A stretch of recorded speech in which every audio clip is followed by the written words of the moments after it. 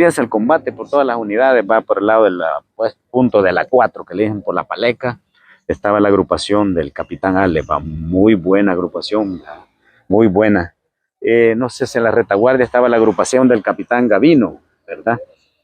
Y el, el, un pelotón de fuerzas especiales estábamos entre la Juana López, esa calle donde estaban los chaneques, y otro medio pelotón en la unidad de salud que le llaman de Ciudad Delgado.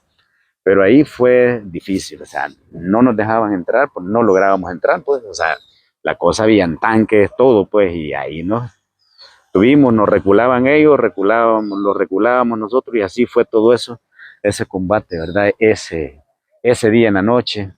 Lo más difícil para nosotros era el día siguiente, ¿va? Ya amanecer en esas calles encallejonadas, ¿va? Entonces era difícil, o sea, lo que uno estaba acostumbrado a su cerro de WhatsApp, ¿va? A mi querido cerro de WhatsApp, ¿va? Suscríbanse a mi canal, mi querido cerro de WhatsApp. No era lo mismo combatir en la ciudad que combatir en WhatsApp. En WhatsApp la cosa era distinta. Allá nosotros teníamos el control, ¿verdad? Aquí era otra cosa. Aquí veníamos nosotros a la ciudad, pues, donde la guardia era experta para pelear, pues. Y les digo, los francotiradores de la guardia y todos eran efectivos en esa ofensiva, ¿verdad? Eran efectivos, ¿verdad? Y me recuerdo, creo que en un avance que llevábamos cerca del puesto de los chaneques un día en la mañana, ¿verdad? Un día como a las 6 de la mañana, todos en zigzag, va queriendo llegar a la línea del tren. Hay una línea que cruza Ciudad Delgado ahí. Ahí tuvimos el primer herido, grave, grave. Ahí tuvimos el primer herido. Al menos les hablo de la parte donde yo estaba. Tuvimos el primer herido, luego hubieron más heridos, compañeros de nosotros, porque llegó un momento, era bien difícil, porque ahí mucha inteligencia de cómo se llama, del ejército, que operaba de civil, ¿va? Entonces llegó un momento que lograron localizar dónde estaba el puesto de mando. Ahí había un 105 que tiraba con ganas, o sea, caía por todos lados, tiraban para todos lados, caían por el cementerio de Señor Delgado, todas esas calles.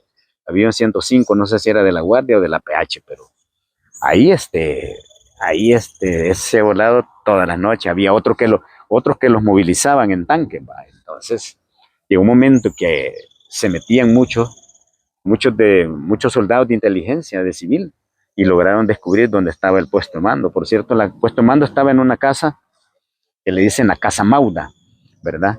Ahí estaba el puesto de mando y de repente pusieron unos vergazos, como dicen, de 105 cabalito en el lugar, ¿va? Tuvieron que mover el puesto de mando y muchos de los heridos nuestros que iban saliendo heridos se iban retirando, se iban evacuando a ese lugar, ¿va? Porque ahí donde estaba el puesto de mando, a un lado estaba el hospital, ¿verdad? El hospital, ¿verdad? Y ya les digo, puta, el primer día, segundo día, ya habían varios heridos de nosotros, varios camaradas heridos. Me acuerdo que ahí salió herido un compañero cholotón, tamaño, creo que un mortero lo fregó a él. Le decían Nicho, era un logístico. Muchos camaradas que están fuera del país, ¿verdad? Se deben de recordar porque este Nicho venía desde la época del batallón BRAC, ¿verdad? Y un saludo para todos los camaradas que están en Canadá, en Suecia, en Italia, España, todos, ¿verdad? Muchos camaradas que fueron veteranos del BRAC están en todos esos lugares, se van a recordar de Nicho.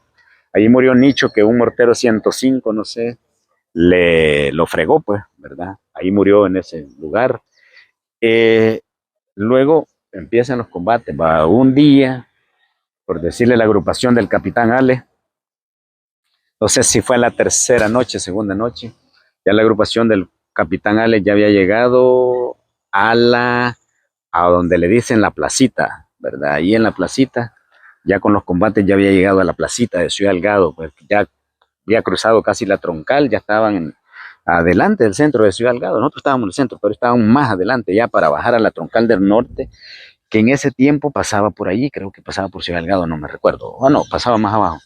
Entonces, ahí los combates, en la placita, ahí, por ejemplo, la gente en ese lugar había una despensa de Don Juan, vaya, zonas liberadas, combates habían, porque los combates habían, pero la gente, la población, al ver la necesidad, No sé cómo hicieron, pero rompieron esa despensa de Don Juan en ese tiempo.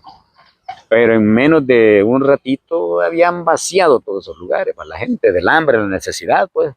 Y este país siempre ha vivido con hambre, ¿va?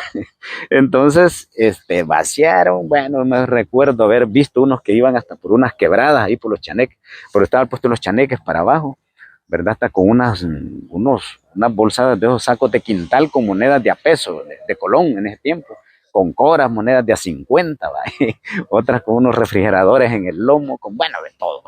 La gente aprovechó en esos lados. Entonces, los combates seguían duros. ¿Va? Ya ahí creo que el segundo día o tercer día ya estaba entrando una agrupación del batallón Atlacate. Creo que era la primera agrupación. No sé, creo que era el Alfa. ¿Verdad? De eso hay mucha historia. ¿Va? Ahí empieza a combatir esa agrupación del batallón Atlacate con la agrupación del Capitán Ales. ¿Va? Capitán Ales luego llegó a ser comandante porque demostró, ¿verdad?, que era un tipo aguerrido, ¿verdad? Era muy bueno, muy buenísimo, era un veterano, viejo veterano, ese viejo agarraba el RPG-7 como que era fusil, sí, solo porque no tenía ráfaga, no lo usaba así, pero este, y se empezó a poner, ¿va? Creo, ya como a la semana, les digo, esos pueblos, esa Ciudad Delgado, que es un municipio, bueno, municipio en ese tiempo, ¿va? Hoy no sé cómo le llaman, pero era un pueblo, un municipio de Ciudad Delgado, pegado ya a San Salvador, parte de San Salvador, ¿verdad? Pero recuérdense que ahí está cerca ya todo parte de San Salvador, ahí solo se bajaba y ya estaba en el centro de San Salvador casi prácticamente. Entonces, y ahí duramos una semana, ahí se veían heridos de todo, por supuesto, le digo, morían soldados y todo, pues por estando ahí, habían días estaban los cuerpos tirados, ¿va? Tanto de nosotros como del ejército, porque habían lugares que no los podían sacar. Varias veces, por ejemplo, ahí fue tan duro que en la noche nos intentaban, ¿verdad? Nos intentaban, varias veces nos quisieron meter con tanques, ¿va? Y, y teníamos bastante, porque teníamos todas las casas hasta adelante, hasta por llegar a la línea.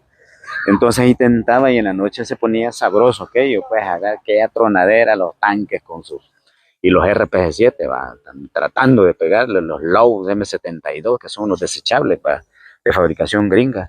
Ahí también, pues, eh, así era esa vida, ¿verdad?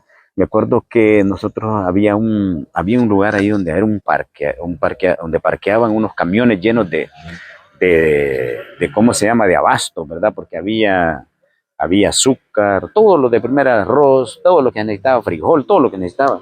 Entonces la gente ya, pónganle a la semana de combate en esos lugares, ya habían muchas necesidades, ya no había forma, ya las tiendas habían caducado con todos los productos, ¿verdad? Entonces era terrible pues aquello, ¿verdad? El caos en todo eso. Me acuerdo haber encontrado una vez a un señor como a las 10 de la mañana que estaba hospitalizado este señor y fue apareciendo entre las líneas de fuego del ejército y de nosotros, entre medio fue apareciendo el señor teniéndose el estómago, que lo habían operado, no sé si de una hernia, vivía en un mesón por ahí, apareció el señor. Por suerte en ese momento los combates habían bajado, el señor apareció y iba para su casa, le habían dado el alta en el hospital porque no lo podían tener más, por la situación como estaba, pues había tanto herido, porque créanme, eso fue terrible, si salían montones de población herida, ¿verdad? Heridos también, gente inocente, tanto por tanta bala perdida, por los aviones, ¿va? Que ametrallaban, todo eso, ¿va? Porque esta avioneta, ¿cómo se llama? La Puchampulo, la O2, la carreta, como le llaman, se tiraba roques por todo eso, ¿verdad? Entonces, este, la gente empezó a sentir, mucha gente salía, montones de gente, ¿verdad? Y a veces eran heridos en combate. Yo vi a un señor también que le cayeron unos balazos, ¿verdad? Que iba para cabal por la línea de fuego donde nosotros. Y le cayeron unos balazos en el estómago, murió, lo tratamos de auxiliar, pero fue imposible. Entonces, ahí los francotiradores funcionaban, pues, de hecho, un compañero de nosotros, pues, que a tirar un globo iba en un momento, cuando él que se levanta y pues, le pega un rozón aquí, un franco aquí, ¿verdad? Pero ahí nos fuimos acostumbrando, ahí estuvimos con la población,